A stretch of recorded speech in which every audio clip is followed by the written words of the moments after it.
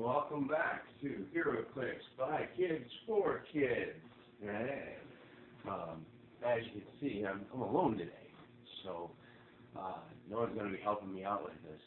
We're going to be doing an adult perspective on the convention exclusives from Gen Con and Origins, specifically Shuma Gorath and the Trinity of Sin. I had a good friend of mine pick them up for me and send them to me since I was not able to attend the convention. And through the fun of the post office, they eventually arrived here. And as you can see, my daughter and I have been playing a game.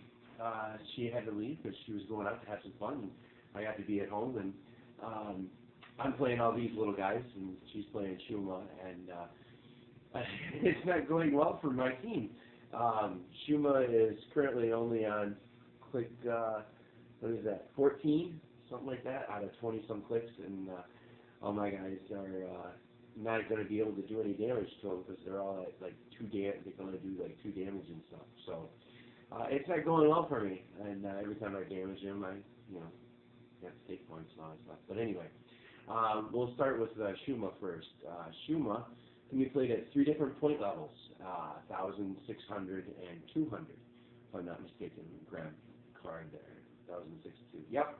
It has the Mystics team ability and Power Cosmic team ability. So Mystics is whenever he is attacked successfully with an attack, the attacker takes 1 click of damage. That's the Mystics team ability.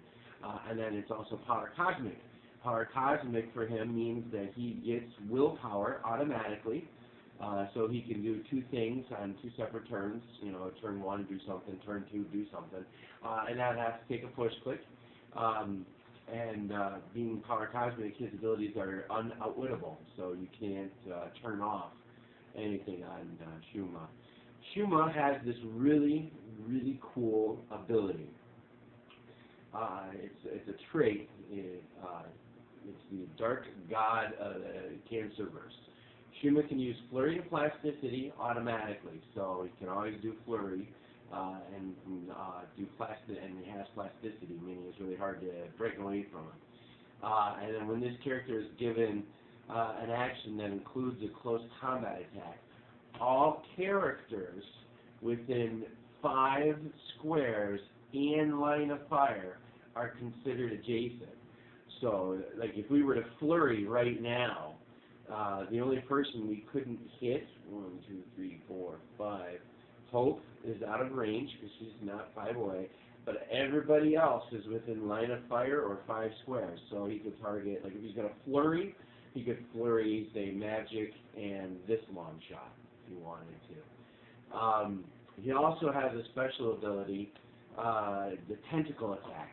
It's actually pretty cool. Shuma can use Incapacitate as a free action, and when he does, he can target up to 5 characters within 5 squares in line of fire that already have action tokens. So basically, if you have an action token, you can get another one from his Incapacitate attack. That's kind of bad news for those who don't have willpower. Which is why, as you can see, all my guys have all kinds of action tokens on them. They keep getting smacked around. They can't do anything. And they keep getting extra tokens added to them, which gives them damage. And with Shuma being such a high attack and having Perplex, it's not fun. I can't do a whole bunch of stuff on all my turns. So unless I push my guys, and every time they push to attack, they get hurt. So it's not a whole lot of fun here. Well, for me, my daughter's having a great time. But Shuma is great. One of the things that you might see or might want to do with Shuma, he does have the keyword of monster, and we have our buddy Mole Man from Galactic Guardians, who can mind control a friendly character so long as they have monster as a keyword. So be prepared to see Shuma played at 200 points with a Mole Man next to him, so that Mole Man can make him do stuff. And because Shuma can fly, he'll be able to move and bring Mole Man with him, and then do stuff too. So it's kind of bad, kind of wrong, kind of evil, kind of scary, really. Now, the Trinity of Sin, well, as far as Shuma overall rating, if you pick them up at a convention, it was $50, if I'm not mistaken, to get them at the convention. They are being sold on eBay for quite a bit more. For $50, just this game alone has been fun enough, totally worth it. But I seriously doubt that this will be the only game that we'll play. I'm going to want to play him. My son, who loves green, is going to want to play him as well. I mean, we're going to get tons of fun, tons of use out of him. Out of all the things, like if you're a parent watching this and you're wondering what are some of the things that you can get your kids, Shuma is definitely one of those things that you can get your kids. He's not terribly difficult to play. There's not a whole lot of complicated things involving Shuma to play. He's easy to play, and he's big, and he's got a lot of health to him, so he'll always be, he won't die right away. He's going to be very difficult to kill. So I give it a thumbs up, A+, whatever, 5 stars, however you want to rate it, it's the tops. Totally worth it. The Trinity of Sin is the other convention exclusive that you can pick up from the WizKids booth at the conventions this year. It's a team base. Meaning you get the 3 figures inside, which is the Question, Phantom Stranger, and Pandora, and then the team-based dial and the asset dial and all that stuff. They can be played at 4, 3, and 200 points as a team. Individually, the characters can pop off.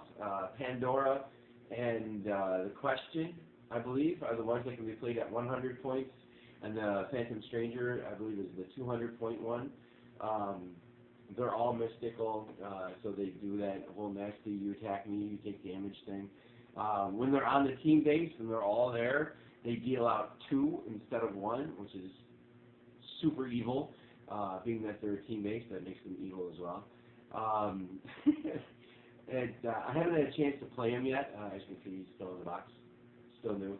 I'm hoping to get the opportunity to take them out of the plastic, play them for a little bit. I don't know if my venue will look too kindly on it, but I want to. I like all 3 characters. I like the mystical, the magical sort of characters, the ones who are deep in mythological stuff. While X-Men is my forte in the real world as far as things that could happen. Mystical stuff, like Morgan Le Fay, Doctor Strange stuff, that stuff's really cool. I like reading those stories. So these guys kind of fit right in with that, dealing with like Pandora and her box, whatnot. So I like the characters, I like the concept, but I haven't played it yet, so I'm reserving judgment on it. But this one, you could pick up for only $25 at the convention.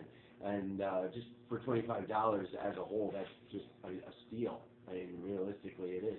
You get the exclusive pieces that not everybody around you will have, plus the team base, which some team bases, like the venue I go to, the team packs, the super boosters for Wolverine, they were selling them for $25, so that's pretty good. And they all came with 3 figures, like this one does. So, I mean, it's on par with that, but being that this is the convention exclusive, you can only find it at the cons, adding that level of rarity to it, and the fact that I like all the characters and whatnot, it's great. For $25, you can't pass it up. You really can't. So I'm loving it, and I can't wait to try it out. I think it'll be great. So when we'll do another video after this, getting my daughter's opinion on Shuma. And then the Trinity of Sin, so you can get a kid's idea of it. It won't deal too much with value as far as getting your dollars worth or whatever, but it'll be more about playability. Was it fun? Was it entertaining? Do you think it was a strong figure? Was it hard to play? We'll ask those kinds of questions, so that way you can kind of gauge the kid mentality of it and see, if this would be something right for your kids. So there you have it. Check back with us. Hopefully we'll get another one as I reach in and steal the camera.